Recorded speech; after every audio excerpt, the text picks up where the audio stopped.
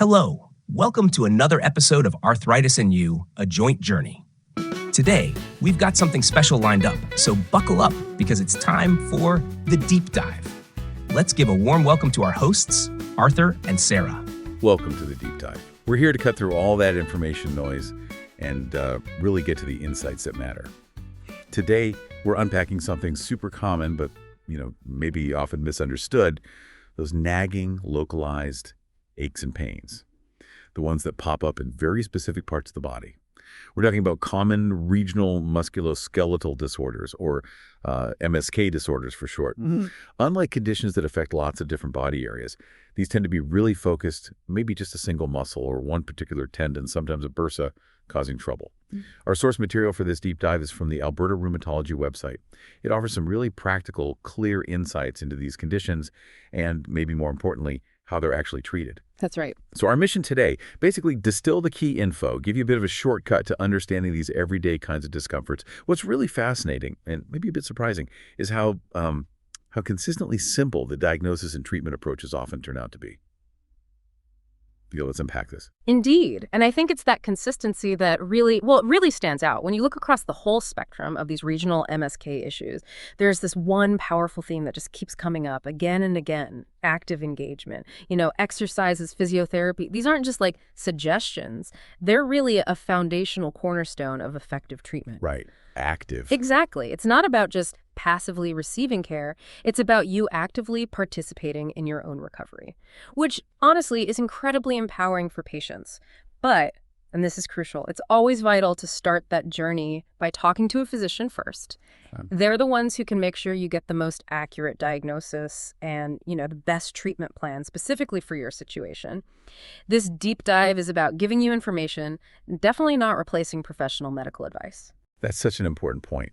And it really highlights how much control we can actually have in managing these things. So, okay, let's start our sort of journey through the body. Let's focus on a really common area for these issues. Yeah. The shoulder. We're zeroing in on rotator cuff tendonitis. This is a really, really frequent cause of shoulder pain. Very common. And it happens when basically one or more of those four muscles that surround and protect your shoulder joint get injured or inflamed. Yeah. Imagine reaching for something on a high shelf, or maybe trying to sleep on your side, and you get that sharp, aching pain that just makes you wince. Yeah. It's a classic sign. The pain usually gets worse with shoulder activity, but the good news is it tends to get better with rest. And what's pretty remarkable is how often a rheumatologist can diagnose this with just, a few simple movements during a physical exam. Exactly. They're not just looking at the pain itself. They're checking your movement, your strength, where it's tender, trying to pinpoint the exact problem and rule other things out. Precisely. And once it is diagnosed, the treatment pathway often, circles right back to that core principle we mentioned. Mm-hmm. Physiotherapy and targeted exercises are incredibly important. And these aren't just like random stretches you find online. They're specifically designed to reduce that inflammation, strengthen the muscles around the joint, and improve how the joint moves to prevent more damage down the line. Okay. Now, sometimes the pain is just so bad that it stops you from even starting those crucial exercises or maybe doing them consistently. That's where other things can come into play. Right, like a barrier to the actual therapy. Exactly. The goal of these other options isn't just to mask the pain, but actually to ease it enough so you can effectively do that vital physical therapy. So we're talking about things like applying ice or heat to the area that can soothe inflammation, or taking NSAIDs. NSAIDs. Yeah, that's short for non-steroidal anti-inflammatory drugs. Many people know them as common pain relievers, like ibuprofen or naproxen. Yeah. And in some cases, a local cortisone injection right into the affected spot can give really powerful, quite rapid pain relief. And that creates that window, that opportunity for the physiotherapy to really work. That makes a lot of sense. It's like putting out the fire so you can start rebuilding. Yeah. Okay, so moving from the shoulder down to the elbow. Yeah. We see some surprisingly similar patterns, right? With things like tennis elbow, or the medical term lateral epicondylitis. Mm-hmm. And its counterpart, golfer's elbow, which is medial epicondylitis. Right. What's it a name, eh? Well, lateral just means the outside of your elbow. Medial is the inside. And epicondylitis basically just means inflammation around that bony bit where the muscles attach. Simple as that, really. And these are both really common reasons for elbow pain. Often comes from repetitive arm and wrist movements, and not just playing tennis or golf. Oh, definitely not. It could be from typing, gardening, even just lifting heavy groceries, right? Absolutely. Everyday activities. The pain usually felt right where the muscle attaches at the elbow, and it often flares up when you move your wrist or make a fist, like squeezing something tight. And yeah, just like the shoulder stuff, it gets worse with activity and better with rest. That direct link activity pain, that's a really strong clue for diagnosis. And again, a rheumatologist can usually figure these out with pretty straightforward physical exam maneuvers. They'll check for tenderness, see which specific movements make the pain worse. It really shows the power of just a careful clinical exam, you know? Yeah, it's impressive. And much like the rotator cuff issues, physiotherapy is, again, a significantly important part of treatment for both these elbow conditions. The focus is often on something called eccentric strengthening. That's basically lengthening the muscles while they're under tension. It's proven remarkably effective for these kinds of tendon problems. Eccentric strengthening. Okay. Beyond the dedicated PT, there are other supportive things you can do, like using a special tennis elbow brace, which, funnily enough, for a golfer's elbow, you actually wear it in reverse to target the other tendons. Huh, interesting. Yeah. Along with applying ice or heat, again, to manage the local inflammation, you might also use NSAIDs, either taking them by mouth for overall relief, or sometimes as a cream applied right onto the skin for a more targeted effect. Topical options, right? Exactly. And just like with the shoulder, a local cortisone injection might be considered if things are really painful, just to break that pain cycle and allow for better participation in the exercises. It really is amazing how often these, quite localized problems can be pinpointed and then managed with these targeted, often non-invasive ways. Okay, let's shift focus now to the more intricate stuff in the hand and wrist. We're looking at de Quervain's tendinosynovitis. Ah, yes, de Quervain's. This one specifically involves the tendons on the thumb side of your hand. Think about the tendons you use when you're, texting, gripping something, maybe even holding a baby. Those repetitive thumb movements. Yeah. The pain with de Quervain's is usually described as being right at the base of the thumb, sometimes going into the wrist, and surprise, surprise, it's typically worse with use and better with rest. Imagine trying to pick up your coffee cup or turn a doorknob, and just this sharp pain shoots through your thumb area. Yep, classic sign. And once again, a rheumatologist can usually diagnose this one with simple physical exam maneuvers, too. There's a specific test called the Finkelstein's test, which puts those specific tendons under a bit of tension. It's a very satisfying diagnosis, I think, for both the patient and the clinician when those simple tests really confirm what's going on. When it comes to treating de Quervain's, a big part of it is simply figuring out and then avoiding the movements that trigger the pain. Makes sense. Stop doing the thing that hurts. Pretty much. It might mean adjusting your grip, maybe using different tools or modifying repetitive tasks at work or home. This sort of behavioral change is then combined with physiotherapy exercises. These exercises aim to gently stretch and strengthen the affected tendons. And for more immediate relief, and just to help recovery along, applying ice or heat can be good. Plus, getting enough rest sometimes, that even means wearing a thumb splint for a while to really immobilize it and give those tendons a proper break. Right, a splint. And yes, our familiar friends, the NSAIDs, can help reduce inflammation. Or, again, a local cortisone injection might be an option for more severe inflammation and discomfort, mostly to help you get going with that crucial movement therapy. What's so consistent across these conditions isn't just the diagnosis method, but this real emphasis on empowerment through, self-management and targeted therapy. Okay, let's pivot now to something incredibly common, something almost everyone deals with at some point. Lower back pain. Oh, yes, the big one. This isn't just a little ache sometimes. It can be really debilitating, right? Affecting everything from sleep to just getting through your day. Absolutely. The good news, though, and maybe this is surprising to some people, is that for the vast majority, lower back pain isn't because of some serious underlying condition. That's a really important message. Instead, it's usually what they call a benign mechanical process. It often involves the discs or ligaments or maybe the muscles in the back. Think of it like maybe you strained a muscle lifting something awkwardly or got a tweak from sitting too long. Exactly. And the really reassuring part is that for most people, this kind of back pain often resolves on its own, sometimes within days, maybe a few weeks. That's good to hear. However, for those where it hangs around or really starts impacting their life, then further treatment becomes necessary. And, well, here we are again, seeing physiotherapy and appropriate back exercises as a hugely important part of it. There's that theme again. It really is. And it's not just about getting rid of the pain right now. It's about rebuilding core strength and flexibility to help prevent it coming back. Long-term thinking. Precisely. Other things that can help include applying ice or heat to the area, to soothe discomfort, taking NSAIDs or other common pain relievers like acetaminophen. Sometimes muscle relaxants might be prescribed, especially if muscle spasms are a really big feature. And for some people, physical treatments like acupuncture or massage can also provide significant relief, usually working alongside that exercise program to improve mobility and cut down the pain. It's actually quite reassuring that for such a widespread problem, the solutions are often pretty manageable and really focused on just getting you functioning again. Okay, let's move down the body to the hip. Specifically, let's talk about trochanteric bursitis. This is a condition that causes pain on the lateral, that's the outer side of the hip. Think about that bony point you feel on the side of your hip. The greater trochanter. Exactly. That's where this bursa, which is like a little fluid-filled sac that reduces friction, can get inflamed. You'll often find this pain feels worse when you're directly using that area, like maybe lying on that side in bed or walking for a while or climbing stairs.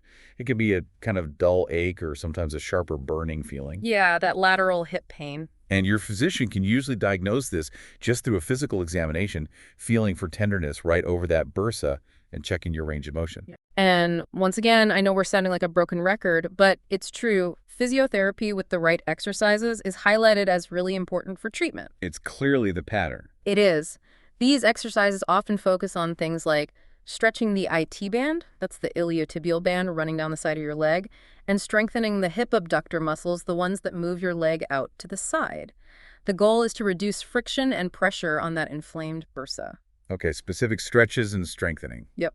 Other options to help manage the symptoms: using ice or heat directly on the area, taking NSAIDs to tackle the inflammation generally, or... Let me guess, a cortisone injection. You got it. A local cortisone injection directly into the bursa can offer more targeted, often quite rapid pain relief. The consistency of PT being central is just, well, it's absolutely striking across all these conditions. It really underlines how effective it is. Absolutely. And that pattern just keeps going as we talked about knee pain, specifically patellofemoral syndrome. Runner's knee, some people call it. Right. It's a super common cause of knee pain, especially maybe in athletes or people who are on their feet a lot. The pain is typically felt at the front of the knee, kind of around or behind the kneecap itself. And it tends to get worse with activities that really load that kneecap, like crouching down, doing squats, or, the notorious one, using stairs. Both going up and down can be killers. It's often described as more of a dull ache, maybe sometimes with some clicking or grinding sensations under the kneecap. And like so many of these other conditions we've talked about, the diagnosis can usually be made by your physician just through a physical exam. They'll check how the kneecap moves where it's tender. Okay. For treatment, physiotherapy with the right exercises, again, a crucial component. And here there's a particular emphasis on strengthening the quadriceps muscles, the big muscles at the front of your thigh. Why the quads specifically? Well, strong quads are vital because they help stabilize the kneecap. They help make sure it tracks smoothly in its groove as you bend and straighten your knee, which reduces irritation. Oh, okay, that makes sense. Stabilization. Exactly. Other treatments can include NSAIDs, again, either taken orally for that systemic anti-inflammatory effect, or sometimes applied topically as a cream or gel for more localized relief right at the knee. Right, the topical option again. Yep. And sometimes taping the knee or using a brace can help support it and improve that kneecap alignment, giving you some immediate comfort while those strengthening exercises start to kick in. Okay, finally, let's tackle a really common cause of foot pain. One that can make just, stepping out of bed in the morning feel like you're walking on glass. Plantar fasciitis. Oh, that first step pain is characteristic. Yeah, this condition causes pain right at the heel and/or sometimes along the bottom surface of the foot. It's especially bad with those first few steps after you've been resting. It typically gets worse when you put pressure on the bottom of your foot, especially during things like walking, running, or even just standing for a long time. Your physician can usually diagnose this one through a physical exam too. Just feeling for tenderness along that plantar fascia, the thick band of tissue on the bottom of your foot, and maybe assessing your arch. And for treatment, I think you know what's coming. Physiotherapy and exercises. You bet. Physiotherapy with appropriate exercises is, once again, highlighted as an incredibly important component. These exercises often involve stretching the plantar fascia itself and also stretching the Achilles tendon because tightness there can really contribute to the problem. Stretching both the bottom of the foot and the calf Achilles. Yeah. Okay. Exactly. Beyond the exercises, other key things include using orthotics, either custom-made or good over-the-counter ones, to help support the arch of your foot and reduce the strain. And crucially, avoiding activities that really flare it up. Rest and support. Yes. For nighttime relief, sometimes a night splint is recommended.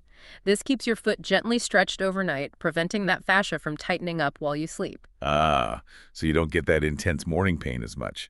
That's the idea, and of course, NSAIDs can help manage the inflammation. In some cases, if the pain is really persistent, a local cortisone injection might be used. And only in a very specific, pretty rare situations where all these conservative treatments haven't worked over a long time, might surgical intervention be considered as a last resort. Wow, okay. So what does this all mean then? If we kind of connect all these different conditions, shoulder, elbow, wrist, back, hip, knee, foot, to the bigger picture.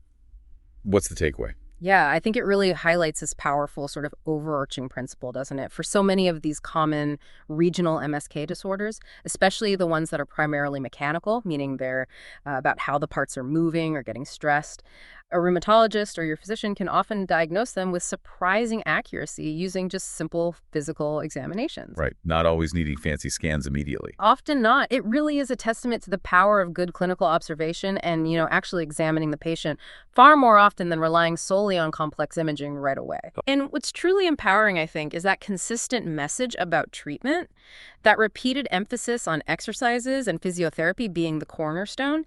It really can't be overstated. It puts you, the patient, squarely in the driver's seat for your recovery. Yeah, active participation. Exactly. And what's also clear is how those medications like the NSAIDs and the local cortisone injections often serve this really crucial enabling purpose. They manage the pain just enough to allow you to actually do the necessary physical therapy and benefit from it. It's not just about masking pain, it's about enabling that functional recovery, aiming for long-term well-being. So it helps you do the work that actually fixes the underlying issue. Precisely. It empowers patients to actively participate in managing their pain and actually improving their function over time. That really is the key nugget here, isn't it? Those persistent aches you might feel in your shoulder, elbow, back, or foot, they aren't necessarily some big mystery or overly complicated thing.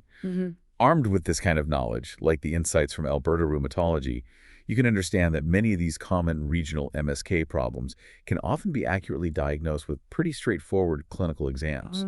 And they often respond incredibly well to conservative, targeted treatments with physiotherapy and just movement really taking center stage. Absolutely. It really is about empowering yourself with that knowledge and recognizing the powerful role you can play in your own healing process. Yeah. So maybe the final thought for you listening is, what new perspective might you bring to your next ache or pain now that you're armed with this understanding about localized musculoskeletal issues and the real power of exercise and targeted treatments? Thanks for joining us for this deep dive into regional musculoskeletal disorders.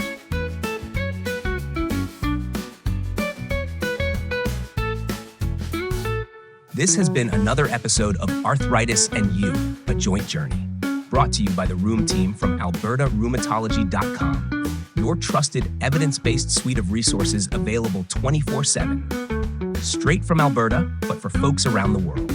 Our hosts today, Arthritis and Sarah Ubis, technical producer, John Eifund, and our executive producer, Stephen Cates. While we work hard to maintain the accuracy of our information, we accept no legal responsibility for any errors or omissions. Remember, always check with your own physician first. Join us next time for another deep dive.